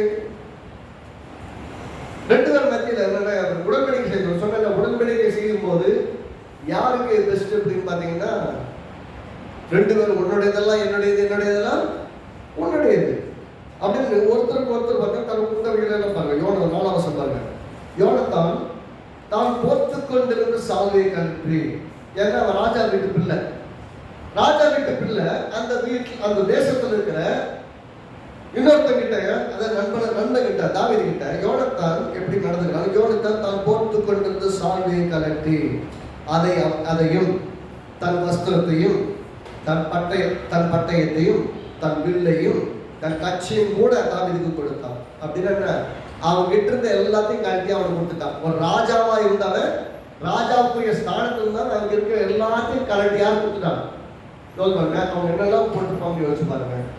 சால்ல கழட்டிட்டாங்க, இப்போ சால்வை கிடையாது. வஸ்திரம் போட்டு ட்ரெஸ்ஸையும் கழட்டி கொடுத்துட்டான், ட்ரெஸ்ஸும் கிடையாது. அவன் வச்சிருந்த பட்டயம், அவன் தான் யுத்தத்துக்கு போறதுக்கு எனக்கு தேவையான பட்டயம் அவன்கிட்ட கொடுத்துட்டான். தன் கச்சை, அதெல்லாம் இடுப்புல கட்டக்கூடிய பெல்ட் இருக்குன்னு சொல்லுவாங்க இல்லையா, பெல்ட் மாதிரி அது பாதுகாப்பு கவசம் மாதிரி, அதையும் கட்டி கொடுத்துட்டான். அவன் கிட்ட இருந்த எல்லாத்தையும் தாவீதின் கையில கொடுத்துட்டான். இப்ப பாருங்க, யோசிச்சு பாருங்க, அவன்கிட்ட ட்ரெஸ் கிடையாது, சால்வு கிடையாது, பட்டயம் கிடையாது, கட்சியும் கிடையாது. இப்ப அவன் எப்படி இருக்கிறான்னா தனக்கு உண்டான எல்லாவற்றையும் தன் நண்பனாகிய தாவீது கொடுத்துட்டான். நம்முடைய தேவனாகிய கர்த்தர், நம்முடைய ஆண்டவராகிய இயேசுவும் பாருங்க, அவர் நம்மை சிநேகிதன்னு சொல்லும் போது தனக்கு உண்டான எல்லாவற்றையும் சிலுவையில் இறந்தார். அரை நிர்வாணத்தில் சிலுவையில் தொங்கினார். உடம்பெல்லாம் அடித்து கிழிக்கப்பட்டு ரத்தம் சொட்ட கல்வாரி சிலுவையில் தொங்க விடப்பட்ட போதும் கூட அவர் நம்மளே நிறைவாயிருந்தார். நம்ம நினைச்சிட்டு நம்மளை யோசிச்சுட்டு நமக்கு எப்படி நன்மை கொண்டு வர முடியும்னு யோசிக்கிறதுனாலதான் அவர் அவமானத்தை நாம சிலுவையை செய்கிறார். ஏன்னா நமக்கு நன்மை நடக்க போகிறதுனால அவர் என்ன பார்க்கிறாரு யோசிச்சு பாருங்களேன். ராஜாவினுடைய ஸ்தானத்துல ராஜாவுக்கு சவுலுக்கு அப்புறம் ராஜாவாய் வர வேண்டிய யோனத்தான் இந்த ராஜ்யத்துக்குரிய சம்பந்தமே இல்லாத தாவீது இடத்துல தனக்கு உண்டான எல்லாவற்றையும் கொடுக்கிறான். ஏனென்றால் தான் ராஜாவுக்கு அடுத்த ஸ்தானத்தில் ராஜாவாய் ஆக போகிறவனாய் இருந்தாலும் தன் ராஜ்யத்தினுடைய அடுத்த ஸ்தானத்தை தாவீது விட்டு கொடுக்கிறான். அப்படின்னு என்ன அர்த்தம்? அவனுக்கு ஒன்று தெரிகிறது, ஒன்று வெளிப்படுத்தப்படுகிறது. தேவன் தாவீதைத்தான் அடுத்த ராஜாவாக தெரிந்தெடுத்திருக்கிறார் என்று நல்லா தெரியுது.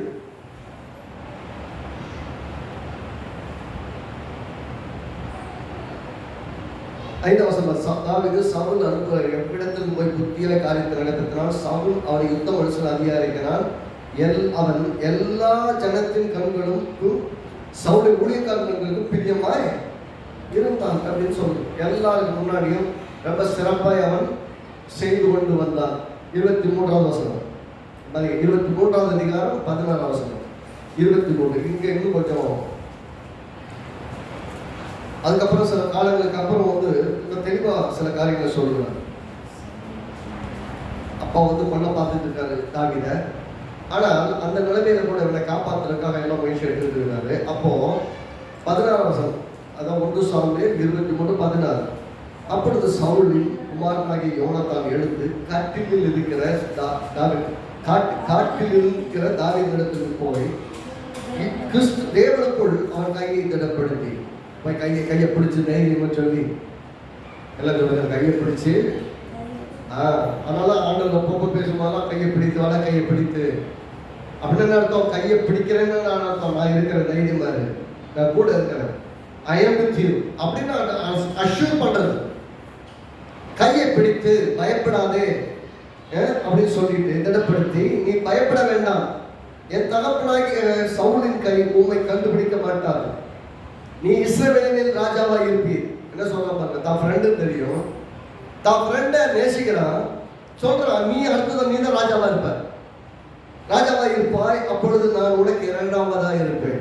சொல்லுங்க, யாருக்கு ராஜா பதவியை விட்டுட்டு நீ ராஜாவா இரு, நான் உனக்கு 2வதா இருப்பேன் விட்டு கொடுக்க மனசு வரும்? யோசிங்களேன்.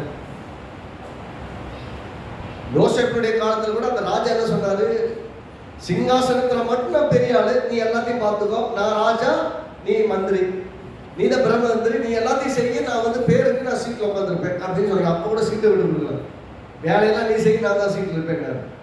இப்ப நான் இங்க யோனத்தானு நான் ராஜாவா இருப்பேன், நீ எல்லாத்தையும் செஞ்சுக்கோ, நீ தான் இன்சார்ஜ், உன்னை கேட்காம கையாள கூட காலாட கூட அப்படி சொல்லல, நீ ராஜாவா இருப்பாய், நான் 2வதா இருப்பேன். யோசிச்சு பாருங்க, நம்ம லைஃப்ல இன்னொருத்தருக்கான வாய்ப்புகளை நாம கொடுத்துட்டு நாம் அந்த வாய்ப்புக்கு பின்னாடி 2வதா நிற்கணும்னா அது பெரிய திருடல். மனசெல்லாம் அடிச்சுக்கிறோம், சுத்தி இருக்கிறோம், ஏன் நம்ம பேசுவோம், டே நீதான் ராஜாவா இருந்திருக்கணும், போய் அறிவு இருக்கா, இன்னொருத்தருக்கு போய் ராஜாவா இருக்கு விட்டு கொடுக்குறீங்க அப்படின்னு எத்தனையோ பேர் கேள்வி கேட்டிருப்பாங்க. ஆனால் அவனுடைய நேசம் தாவீதின் மேல் அதிகமாக இருந்தபடியா, அவனை நண்பனாய் மிகவும் நேசித்தபடியா தன்னிலும் உயர்வாய் பார்த்தார். கிறிஸ்து நம்மை தன்னிலும் உயர்வாய் பார்ப்பதை போல பார்ப்பதனாலதான் நம்மை நேசித்து நமக்காக உயிரை கொடுத்தார். நாம ரொம்ப முக்கியங்கிறதுனால he values us. Because of that he gave his life on the cross of Calvary. நம்மை மிகுந்த நேசத்திலோடு பார்த்தபடியால் தான் நமக்காக சிலுவையில் உயிரை கொடுத்தார். இந்த தேவன் என்றென்றும் உள்ள சதா காலம் நம்முடைய தேவன். கர்த்தருக்கும் நமக்கு மத்தியில் இருக்கிற உறவு மிக சிறந்த ஒரு ஸ்தானம் என்பது நல்ல நண்பன் என்கிறோம். நண்பனுக்கு ஸ்தானத்துக்கு போயிட்டீங்கன்னா உங்ககிட்ட ஹைட் அண்ட் சீக் இருக்காரு. உங்ககிட்ட எதையும் மறைக்க மாட்டார். ஓப்பன் உங்ககிட்ட சொல்லுவார். எல்லா காரியத்தையும் உங்களோட பேசுவார். உங்ககிட்ட விஷயத்தை சொல்லிட்டே வருவார். என்னெல்லாம் செய்யறேன், என்னெல்லாம் செஞ்சுக்கிட்டு இருக்கிறேன், என்னெல்லாம் செய்ய போறேங்கிறத அப்படின்னு உங்களை நடத்த ஆரம்பிப்பார். You know that God is leading you. பட்டத்து இளவரசனா இருக்கிறவனுக்கு அவனுக்கு ராஜா தாவீதுக்கு 2வது ஸ்தானத்தில் இருக்கிறதுக்கு மனசு ஒத்து போறது காரணம் அவனை மிகவும் நேசித்தான். அவன் நண்பனாய் பார்த்தபடியாக அதுதான் ஏன் உடன்படிக்கையின் நிமித்தமாக என்னுடையதெல்லாம் உன்னுடையதெல்லாம் என்னிடம். தாவீது உயர்வதற்கு துணை நிற்கிறான். அவன் நல்லா வர்றதுக்காக இந்த நண்பன் துணை நிற்கிறான். பாருங்க, அது சொல்றது பாருங்க. நீ பயப்பட இஸ்ரவேலின் ராஜா வைப்பா, அப்பொழுது நான் உனக்கு 2வதாக இருப்பேன். அப்படி நடக்கும் என்று என் தகப்பனாகிய சவுலும் அறிந்திருக்கிறார். It was revealed to his father, his son and David. அப்பாவுக்கு தெரியும், பிள்ளை யோனத்தானுக்கு தெரியும், தாவீதுக்கு தெரியும். தாவீது தான் ராஜாவாக. ஏனென்றால் எல்லாவற்றையும் ஞானமாய் செய்திருக்கிற தேவனுக்கு எல்லாத்தையும் அறிந்திருக்கிறாங்க. ஆனாலும் தாவீது பார்த்தீங்கன்னா ஐமுகாரமா பகச்சான் கொள்ளணும்னு பார்த்தான். ஆனால் அவன் தாவீது ராஜாவாய் ஆவதை எதனாலும் தடுக்க முடியும். ஏனென்றால் கர்த்தர்களை அழைத்து அபிஷேகித்திருந்தால் நீங்கள் அதுவாகத்தான் இருக்கிறீர்கள் அந்த நாளிலிருந்து. ஒருவேளை இன்றைக்கு ஸ்தானத்திற்கு வருவதற்கு ஒருவேளை தாமதமாகலாம். ஆனாலும் நீங்கள் அந்த ஸ்தானத்திற்காக பிரித்தெடுக்கப்பட்டவர்கள், அபிஷேகிக்கப்பட்டவர்கள், வேறு பிரிக்கப்பட்டவர்கள், அதை நோக்கி முன்னேறி கொண்டு இருக்கிறீர்கள். ஆமென். அப்ப மற்றவங்க சொல்லிட்டாங்க, என்ன சொல்லிட்டாங்க, அதை பேசிட்டாங்கன்னு பயப்படக்கூடாது. விசுவாசத்தோடு முன்னாடி போவதற்கான காரியத்தை செய்யணுமே, பயப்படக்கூடாது. ஆமென். தைரியம் கொள்ளுங்கள்.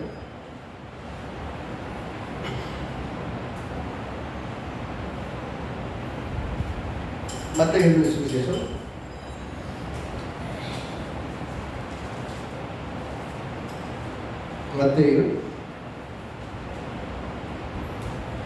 மத்தேயு சுவிசேஷம் 10வது அதிகாரம் 32வது சொல்றது, நீங்கள் மனுஷருக்கு முன்பாக என்னை அறிக்கையிட்டால் என் பரம பிதாவுக்கு முன்பாக நான் உங்களை அறிக்கையிடுவேன். மத்தேயு 10:32 சேர்ந்து வாசிப்போம். ஏன் அதை வாசிக்கிறேன்னு சொன்னா, நமக்கு அவர் சிநேகிதனா இருக்கிறார் என்ற விஷயம் இல்லை. அவர் என்னை நேசிக்கிறார், எனக்காக உயிரை கொடுத்திருக்கிறார், என்னை அன்பு கூறுகிறார் என்ற விஷயத்தை நம்ம மட்டும் அனுபவிக்கிறது கிடையாது. We have to share the gospel to everyone. இந்த கிறிஸ்துமஸ் காலத்துல நீங்க செய்ய வேண்டிய முக்கியமான காரியம் என்னன்னா, கிறிஸ்து எனக்கு நல்ல நண்பராக இருக்கிறார், உனக்கும் அவர் நண்பராக இருக்க முடியும் என்பதை நீங்கள் அறிமுகப்படுத்த வேண்டும். கிறிஸ்துவை அறிமுகப்படுத்த வேண்டும். அவருக்கு சொல்றாரு, மனுஷன் முன்பாக என்னை அறிக்கை பண்ணுகிறவன் எவனோ அவனை நானும் பரலோகத்தில் இருக்கிற என் பிதாவுக்கு முன்பாக அறிக்கை பண்ணுவேன். If you are confess about me, I will confess you about. உன்னை பத்தி நான் சொல்லுவேன். எங்க பிதாவுக்கு முன்பாக, தேவ தூதர்களுக்கு முன்னாக நான் உங்களை பத்தி சொல்லுவேன்னு சொல்றார். அப்படின்னா எப்போதுமே தேவன் நம்மை அன்பு கூறுகிறார் என்றால் நம்மை ஒழித்து வைக்கிற வெளியரங்கமாய் காட்டுகிறார். ஏனென்றால் அவர் எல்லாத்தையும் பாருங்க, தேசத்துல நடக்க போகிற அழிவுகளை எல்லாம் உங்களுக்கு தெரியுது. நான் என்ன நடந்துட்டு இருக்குன்னு தெரியுது, என்ன நடந்துட்டு இருக்கு, எவ்வளவு சீக்கிரமா காரியங்கள் சம்பவிக்க போகுது என்பதை எல்லாம் நல்லா படிச்சு காமிச்சிட்டு வர்றார் கர்த்தர். மனுஷனுடைய வாழ்க்கை நிரந்தரம் இல்லாதது என்பதை காமிச்சிட்டார்.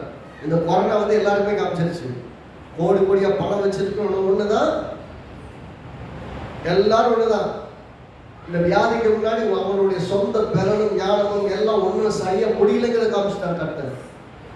ஆனா நான் என்ன கேட்கிறேன், இவ்வளோ பெரிய பணக்காரர்களும் அப்படி கோடீஸ்வரர்கள் என்னென்னமோ ஆட்கள்லாம் மறித்திருந்தப்போ நாம் இன்றைக்கும் உயிரோடு இருப்பது தேவனுடைய கிருபை.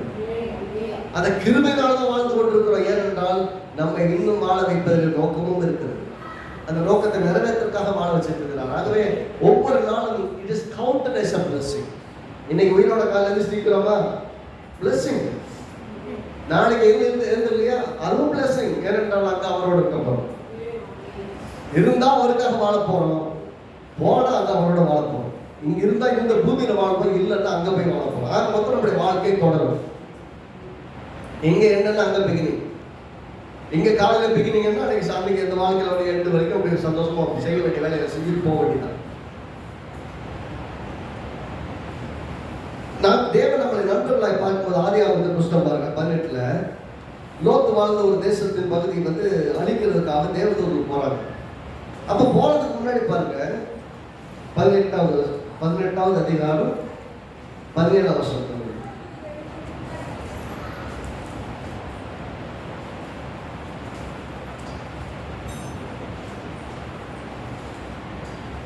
அப்பொழுது கர்த்தர் ஆபிரகாம் பெரிய பலத்த ஜாதியாவதினாலும் அவனுக்குள் பூமியில சகல ஜாதிகளும் ஆசீர்வதிக்கப்படுவதனாலும் நான் செய்ய போகிறதை ஆபிரகாமுக்கு மறைப்பேனோ. கர்த்தர் ஆபிரகாமுக்கு சொன்னதை நிறைவேற்றும்படியாய் அவன் தன் பிள்ளைகளுக்கும் தன் பிள்ளைகளுக்கு தனக்கு பின்வரும் தன் வீட்டாருக்கும் நீங்கள் நீதியையும் நியாயத்தையும் செய்து கர்த்தருடைய வழியை காத்து நடவுங்கள் என்று கட்டிடுவான் என்பதை அறிந்திருக்கிறேன் என்றார். என்ன சொல்றது? நான் செய்ய போகிறதை ஆபிரகாமுக்கு மறைக்கிறான். அவனுக்கு சொல்ல விற்பனை. ஏன்னா அவன் தன் பிள்ளைகளுக்கு சொல்லிக் கொடுப்பானே. அவனுக்கும் பிள்ளைகளுக்கும் நீ இப்படி நீதியா நயமா வாழுங்கிறத கற்றுக் கொடுப்பானே. ஆகவே அவனுக்கு நான் எதையும் மறைப்பதில்லை. நான் சொல்றேன், நீங்கள் தேவனுடைய நண்பர்களாக இருக்கிறீர்களா? உங்களுக்கு தேவன் எல்லாவற்றையும் காலையில் அறிவிப்பார். பாருங்க, அதை சொன்னதுனால அவனுக்காக மன்றாடுகிறான். இவன் மன்றாட்டின் நிமித்தமாக லோத்தையும் அவன் குடும்பத்தையும் கர்த்தர் காப்பாற்றுகிறான். நான் இன்னைக்கு சொல்றேன், நீங்கள் உங்கள் சந்ததிகளுக்காக, உங்கள் உறவுகளுக்காக, ரட்சிக்கப்பட வேண்டிய மக்களுக்காக, பிரச்சனை இருக்கிற மக்களுக்காக நீங்கள் ஜெபியுங்கள், விசுவாசியுங்கள். அவர்கள் சார்பாக நின்று நீங்கள் விசுவாசியுங்கள். கர்த்தர் உங்கள் விசுவாசத்தின் நிமித்தம் அவர்கள் ரட்சிப்பார்கள். உங்கள் ஜெபத்தின் நிமித்தம் அவர்கள் மீட்கப்படுவார்கள். உங்கள் ஜெபத்தின் நிமித்தம் அவர்களுக்கு அற்புதம் நடக்கும். அப்போது அறிந்து கொள்வார்கள் இது கர்த்தருடைய கையை. இந்த இடத்துல நான் வெளியே வரக்கு வாய்ப்பே கிடையாது. ஏதோ நடந்திருக்கு, கர்த்தர் ஏதோ செய்கிறார் என்பதை அவர்கள் அறிந்து கொள்வார்கள். ஆனா நீங்க ஜெபிக்காம போனீங்கன்னா யோசிச்சு பாருங்க, ஆபிரகாமுக்கு சொல்லாமல் இருப்பேனோ அப்படின்னு ஏன் வந்து சொன்னாரு? ஆபிரகாம் அவர்களுக்காக பிரார்த்தனை செய்வான். அவன் ஜெபத்தை கேட்டு அந்த தேசத்தை அழிக்காதபடிக்கு, அந்த தேசத்துல அவனுடைய சந்ததி அவனை நம்பி அவன் கூட வந்து அவனுடைய ஸ்நேகம் அவன் உறவுக்காரதுக்கான அவனை காப்பாற்ற முடியும் என்பதற்காக தான் கர்த்தர் வாய்ப்பு தரார். நல்லா கவனிக்கணும். உங்களுக்கும் எனக்கு முன்பாக ஒவ்வொரு மனிதனுடைய பிரச்சனை வரும்போது அவனுக்கு ஜெபிப்பதற்கு நாம் கடமை பெற்றிருக்கிறோம். நாம் ஜெபிக்கும் போது கர்த்தர் அவனுக்கு அற்புதங்களை செய்வார். அப்ப கர்த்தர் நம்மகிட்ட காரியங்களை சொல்லும் போது அதற்கான உத்தரவாதங்களோடு நாம் செயல்பட வேண்டும். யாக்கோபு மன்னிக்கணும், ஆதியாகமம் 19:29 பாருங்க. ஆதியாகமம் 19:29 பாருங்க. தேவன் அந்த சமபூமியான பட்டணங்களை அழிக்கும் போது தேவன் ஆபிரகாமை நினைத்து லோத்து குடியிருந்த பட்டணங்களை தாம் கவிழ்த்து போடுகையில் லோத்தை அந்த அழிவின் நடுவிலிருந்து புறப்பட்டு தப்பி போகும்படி அனுப்பிவிட்டார். அவன் ஜெபம் பண்ணதற்கு அவருடைய நண்பனாகி ஆபிரகாம் ஜெபித்ததற்கு தேவன் கணக்கு கொடுக்கிறார். அவன் என்ன 4 பேர் இருந்தா 5 பேர் வைக்க வேண்டாம், அதெல்லாம் காப்பாத்திருக்கலாம்னு கடைசியாக லோத்தருடைய குடும்பத்தை எல்லாரையும் கத்த காப்பாற்றாங்க. கவுண்டிங்குள்ளே வரலன்னாலும் கூட அவன் சொன்ன கவுண்டிங் என்ன, மினிமம் இத்தனை பேராக தான் தேசத்தை அழிச்சிருக்காங்க. தேசத்தை அழிக்கிறாங்களா இல்லைங்கிறதில்ல, அந்த தேசத்துக்குள் இவர்களை அழிக்க மாட்டேன், காப்பாற்று பேர் கத்தல் காப்பாற்றி கொண்டு கரை சேர்க்கிறாங்க. அவனை சொல்லிட்டதுனால அப்படின்னா தேவன் வெளிப்படுத்தினதுனால தான் ஜெபித்தான், ஜெபித்ததுனால தான் அவன் காக்கப்பட்டார். கர்த்தர் உங்களுக்கு வெளிப்படுத்தினார், ஜெபிக்கும்படியாக தான் வெளிப்படுத்தினார். அதை விட்டு போட்டு கர்த்தர் சொல்லிட்டாங்க அப்படி ஒரே சொல்லிட்டு இருக்க கிடையாது. இந்த தேசத்தை அழிவு வரப்போகிறது 1ஆம் தேதி தீர்க்கதரிசனம் நிறைய வரும். அது சொல்ல ஒரு பெரிய கூட்டம் இருக்கு. கர்த்தர் இதை காட்டினா அந்த தேசத்தை அழிவு வரும், எங்கே பஞ்சம் வரும், எங்கே வெள்ளத்தினால் பாதிப்பு வரும், இப்படி எல்லாம் லிஸ்ட் போடுவாங்க. சொன்னது எதுக்கு சொன்னாரு? வரும்னு சொல்றது கிடையாது. இந்த தேசங்கள் எல்லாம் காக்கப்படும்படியாக ஜெபிங்கன்னு சொல்லணும். நான் சொன்னது எப்ப நடக்குன்னு ஆளும் எட்டி பார்த்துட்டு இருக்க கூடாது. யாரு? நம்ம யோனா மாதிரி. நான் சொல்லிட்டு கர்த்தர் இந்த தேசத்தை அழிக்க போறேன், கவிக்க போறேன்னு சொல்லிட்டாரு. இவன் உட்காந்து அங்கே கூட ஒரு நிழல்ல உட்காந்துட்டு எப்ப இந்த தேசம் அழிஞ்சு போகும்னு பார்த்துட்டு இன்னைக்கு பார்த்தீங்கன்னா கர்த்தர் தம்முடைய தாசன் மூலமாய் சொன்னா இதெல்லாம் நிறைவேறிட்டு லிஸ்ட் போடுறதுக்கு ஒரு பெரிய கூட்டம், அதை விட்டு ஊழியத்தை பப்ளிசிட்டி பண்றதுக்கு ஒரு கூட்டம் இருக்கிறபடிய ஐயா கர்த்தர் காட்டுனதே இதெல்லாம் நடக்குதுன்னு சொல்றதுக்காக இல்ல, இதெல்லாம் நடக்காதபடி காக்கப்படும்படி ஜெபிக்கும்படி விசுவாசிக்கும்படி ஒரு பெரிய கூட்டமாக நின்று ஆண்டவர் இந்த தேசத்தில் அப்படிப்பட்ட காரியங்கள் நடக்காதபடி காத்துள்ளும் என்று ஜெபிக்கிறது தான் காட்டுறாரு. இது என்னைக்கு ஊழியக்காரங்களுக்கு விளக்குதோ, நான் ஊழியக்காரங்கிறதுனால எனக்கு அப்படின்னு என்ன டிபார்ட்மெண்ட் எல்லாம் பேசுறது கிடையாது. சத்தியத்தை பேசுறோம்னா சத்தியம் தான். கர்த்தர் வெளிப்படுத்துகிறார் என்றால் அழிவு வருகிறது என்று காண்பிக்கப்படுது என்றால் அழிவுக்கு முன்னு ஒரு பெரிய காவலுக்காக ஜெபிக்க வேண்டும். அப்படின்னா பெரிய அழிவுக்கு எதுவாய் வரக்கூடியது அழிவு இல்லாமல் காக்கணும். இந்த இடம் பாருங்க, வழக்கமா 2015 பெய்த மழையை விட அதிகம். ஆனால் அழிவு இல்லாதபடிக்கு கர்த்தர் கிருபையாக நிறைய காப்பாற்றுறார். யோசிச்சு பாருங்களேன், வழக்கமா இதுவரைக்கும் இல்லாத மழை, கடந்த சமயத்தை விட இந்த மழை காலத்துல அதிகமான மழை, கிட்டத்தட்ட 50% அதிகமான மழை. ஆனால் கர்த்தர் நம்மை அழிக்காதபடிக்கு காப்பாற்றினார். யோசிச்சு பாருங்க, 2015 நடந்த மாதிரி இங்க எப்படி நடந்திருக்கலாம் தானே. ஆனால் மழையினுடைய அளவு அதிகம், 2015 விட மழை அதிகம். ஆனாலும் 2015 நடந்த பாதிப்பு யாருக்கும் வராதபடிக்கும் கர்த்தர் காப்பாற்றினார். அதே போல ஏற்கனவே கொரோனாவை கஷ்டப்பட்டுருக்கிறான், என்ன அவனை கஷ்டப்படுத்தக்கூடாது கர்த்தர் பார்த்து பத்திரப்படுத்துறாரு. யோசித்து பாருங்க, கர்த்தர் சொல்லிட்டா இந்த வருஷத்துல தண்ணியில பெருசா அழிவு வரும்னு சொல்லிட்டு விட்டுட்டு போயிருந்தோம்னா முடிஞ்சு போயிருக்கும். எல்லாரும் விசுவாசித்து ஜெபிக்க வேண்டும், ஜெபித்தால் கர்த்தர் காப்பாற்றுவார். எல்லாருக்கும் பார்த்தீங்கன்னா விசுவாச கூட்டங்களுக்கு எல்லாம் ஒன்னு ஆசையா இருக்கும், இந்த வருஷத்துல யாரெல்லாம் என்ன சொல்றாங்க, அதெல்லாம் எப்படி நடக்க போகுது, இதெல்லாம் எதுக்கு பார்த்து கையில புஷ்டம் கொடுத்துருக்காரு, இதுல இருந்து அவங்க சொல்ல போறாங்க. அடுத்த வருஷத்துல என்ன நடக்கும் அப்படிங்கிறது தெரிஞ்சு அவ்வளவு ஆர்வமா இருக்க நீங்க பைபிள் படி கர்த்தர் உங்களோட பேசுவார். ஜெபம் பண்ணுங்க, பைபிள்ல உட்காருங்க, கர்த்தர் உங்களோட பேசுவார். நான் சொல்றேன், நீங்களே உங்கள் வாழ்க்கையின் தீர்க்கதரிசி. உங்க வாழ்க்கையில் நீங்க சொன்னதெல்லாம் நடந்துட்டு இருக்கு, ஒன்னும் விளங்காதீங்க, அப்படியே விளங்காம தான் போயிட்டு இருக்கு. இதெல்லாம் வாய்க்க பண்ணுவான்னு சொன்னீங்க, வாய்க்க பண்ணிட்டு தான் இருக்கிறாரு. கர்த்தர் அற்புதத்தை செய்வான்னு விசுவாசிக்கிறீங்க, ஜெபிக்கிறீங்க, நடந்துட்டு இருக்குது. அப்படின்னா வாழ்க்கையின் ஒவ்வொரு காலகட்டத்திலும் கர்த்தரை நீங்கள் எதை விசுவாசித்து தன் வாழ்க்கை எடுத்துக்கிறீங்களோ அதெல்லாம் நடக்கும்.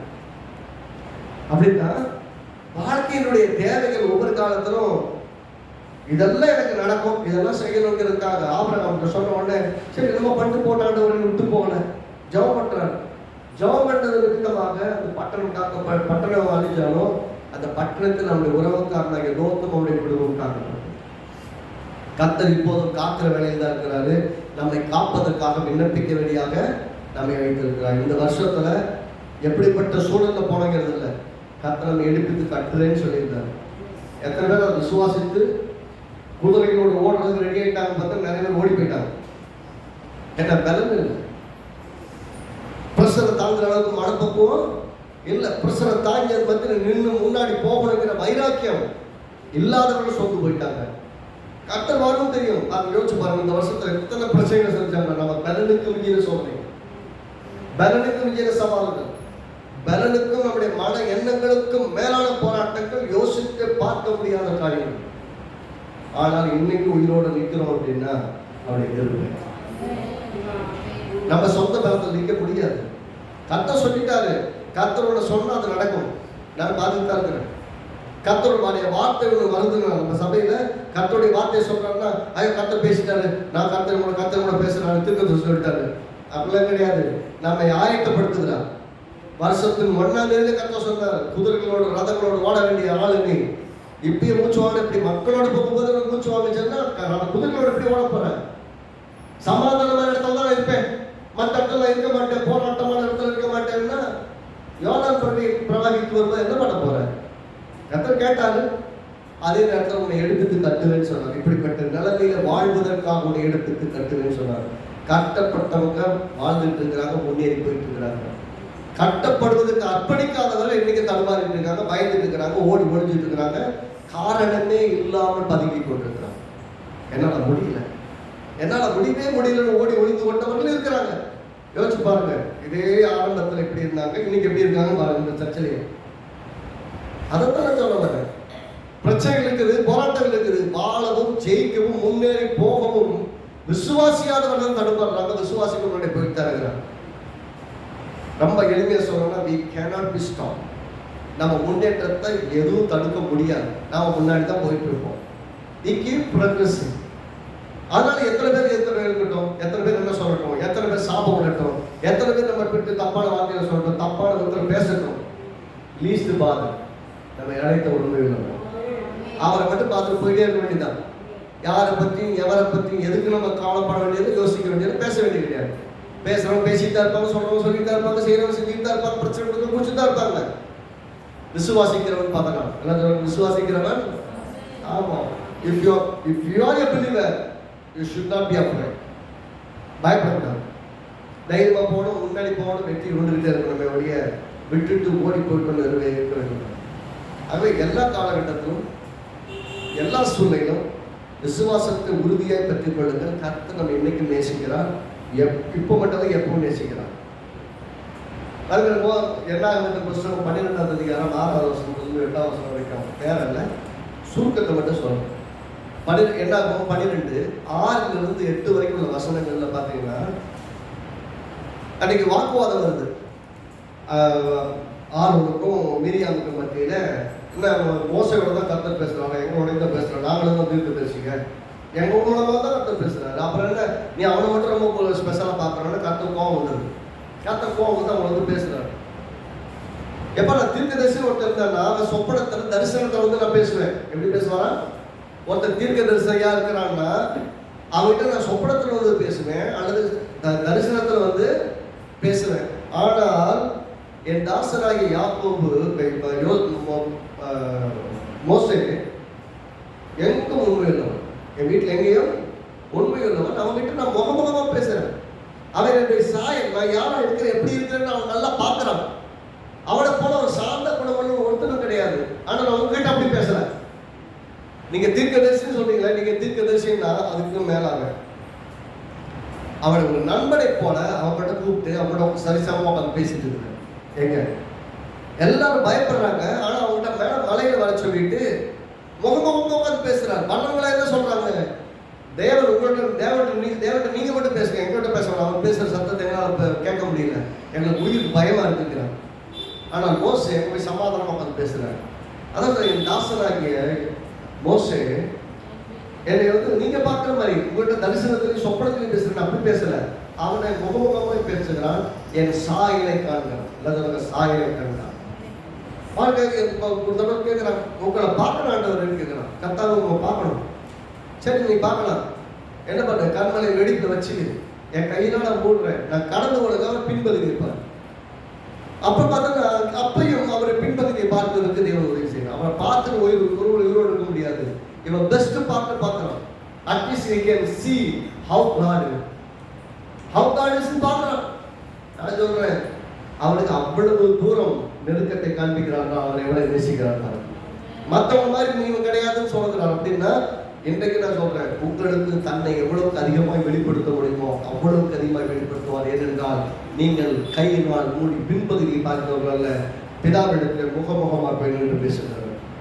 சொல்ல போன மோசையை விட விசேஷித்தவர். ஆமென். அப்ப மோசையோட நீங்க பெரிய ஆளு கேட்டீங்கன்னா, பழைய ஏற்பாட்டு விசுவாசிகளை விட நேற்று ரட்சிக்கப்பட்ட புதிய ஏற்பாட்டு விசுவாசிகள் பழைய ஏற்பாட்டு விசுவாசிகளோட பெரியவர்கள். ஏனென்றால் இயேசுவின் ரத்தத்தினால் மீட்கப்பட்டு பிதாவினிடத்தில் வந்து தகப்பனே என்று நிற்கத்தக்கதான ஸ்தானத்தை பெற்றவர்கள், குமாரனும் குமாரத்தியுமாய் ஆக்கப்பட்டிருக்கிறவர்கள். நீங்கள் நான் சொல்ற நீதின்னு சொல்றாங்க, நீதியை பற்றி பேசணும். நீதின்னு என்ன? தேவனுக்கு முன்பாக எந்த விதமான குற்ற உணர்வோ ஆக்கிரமிப்பின் உணர்வோ பாவத்தின் உணர்வோ இல்லாமல் தைரியமாய் வந்து நிற்கக்கூடிய ஸ்தானம். இந்த ஸ்தானம் எதனால வச்சு? என்னுடைய நல்ல நீதியான வாழ்க்கை இல்லை, இயேசு கிறிஸ்துவின் ரத்தத்தை பட்டு விசுவாசத்தினாலே நாம் நீதிமான்களாக. ஆனால் தைரியமா தேவன்கிட்ட வந்து அவர்கிட்ட முகமுகமா நின்று பிதாவே என்று பேச முடியுது. அவர் இன்னைக்கு நம்மை வெளிப்படுத்துகிறார். அவர் வெளிப்படுத்துகிறார். ஆகவே எப்பயும் கர்த்தர் நம்ம அப்படித்தான் பார்க்கறாங்க. இன்னொரு பக்கம் பார்த்தீங்கன்னா யூதாஸ் லூக்கா 22:48 பார்த்தீங்கன்னா சரி, மத்தேயு லூக்கா 22:48 மத்தேயு 26:50 பார்த்தீங்கன்னா யூதாஸ் அவர்கிட்ட கர்த்தர் கேட்கிற, சிநேகிதனே முத்தத்தினாலா என்னை காட்டி கொடுக்கிறார். அவன் சிநேகிதனேங்கிற விஷயத்த அவன் காட்டி கொடுக்கும் போதும் இயேசு மறக்கல. நல்லா கவனிக்கிறோம். சிலுவைக்கு போறதுக்கு முன்னாடிதான் நான் இனிமேல் என்ன பண்ண மாட்டேன், உங்களை ஊழியக்காரன் அழைக்க மாட்டேன், இனிமேல் உங்களை என்ன பண்ணுவேன், என் சிநேகிதர்கள் தான் அழைப்பேன்னு சொன்னார் இல்லையா கவனம் 15 அது அவனை கட்ட மெயின்டைன் பண்றாரு. இப்ப காட்டி கொடுக்க போறான். காட்டி கொடுக்கும் போதும் அவனை சிநேகிதன் பார்க்கலாம். ஆனால் சிநேகிதனா இருக்கிறவனும் துரோகம் பண்ணுறான். அவன் துரோகம் பண்ணும் போதும் கர்த்தர் அவனை சிநேகிதனாகத்தான் பார்க்கிறான். நான் இப்ப சொல்றேன், நீங்கள் எந்த நிலைமையில் இருக்கும் போதும் கர்த்தர் உங்களை சிநேகிதனாகத்தான் பார்க்கிறான். அவரோட இருக்கும் போதும், அவரோட சாப்பிடும் போதும், இன்னைக்கு அவரை முத்தம் கொடுத்து காட்டி கொடுக்கும் போதும் உங்களை சிநேகிதனாகத்தான் பார்க்கிறான். எனக்கு அது தெரியவே தெரியாது ஓடி போறவனையும் நேசிக்கத்தான் செய்கிறான். 10 பேர் ஓடி போயிட்டாங்க, 11 பேர் ஓடி போயிட்டாங்க, ஒருத்தர் செத்துட்டான், 11 பேர் ஓடி போயிட்டாங்க. ஆனா 11 பேர் இல்ல, 10 பேரை திரும்ப போய் சந்தித்து மீண்டும் பல பேரை கூட்டு வந்து அந்த 11 பேரையும் மீண்டும் ஊழியத்தில் வைக்கிறார். எப்படி 11 பேரை மீண்டும் கூப்பிட்டு வந்து அவங்களத்தான் ஊழியத்தில் வைக்கிறார். நல்லா கவனிங்க. நீங்க இல்லைன்னா வேற ஒரு ஆளு அப்படியெல்லாம் கிடையாது, நீங்க தான் வேணும். எல்லாம் சொல்லுங்க, நீங்க இல்லைன்னா வேற ஒரு ஆளு கிடையாது, நீங்க தான் வேணும். என்னதான் செஞ்சாலும் நீங்க தான் செஞ்சாலும் நீங்க வந்து தான் செய்யணும். ஆக உங்களைத்தான் தேடுகிறான். 10 பேர் 11 பேர் போய் பல பேர் மீன் பிடிக்க போய் கடல்ல இறங்கிட்டாங்க. ஆனால் இங்க பாருங்க, அங்க ஒரு லீடர் யாரு பேர் இருந்தா எல்லாம் மீன் பிடிக்க போல போயிட்டாங்க. அங்க வந்து சந்தித்து அவர் மீண்டும் ஊழியத்தில் வைக்கிறார். அப்புறம் யார் எல்லாம் வேணாலும் ஓடினாங்களோ, யார் தெரியாத மறுதளிச்சாங்களோ, யார் தன்னை சிநேகிதனுடைய கஷ்டத்துல விட்டுட்டு ஓடி போனாங்களோ அவர்களைத்தான் மீண்டும் சந்திக்கிறார். மீண்டும் அவர்களைத்தான் ஸ்தானத்தில் நிறுத்துகிறார். அவர்களில் 10 பேர் கடைசி வரை அவருக்காக சாட்சியாக வந்து உயிரை விட்டார். அவர்கள் எந்த கஷ்டத்தையும் அனுபவிக்க ரெடியா இருந்து 10 பேர் செத்தாங்க. ஒருத்தர் பத்மி தீவில் அவரோட கூட பேசிட்டு இருந்து எப்படி போனான்னு தெரியல. நல்லா கவனிங்க. இதுல நல்லா பார்க்கும்போது எந்த காலகட்டத்திலும் கர்த்தர் நம்மை வைத்த அன்பு, அவருடைய நேசம் என்றைக்கும் மாறவே மாறாத. அவருடைய அன்பு ஒரு நாள் மாறாது. கடைசி ஒரு வசனத்தை வாசித்து நிறைவு செய்வோம். 2 நாளாகவும் 20வது அதிகாரம்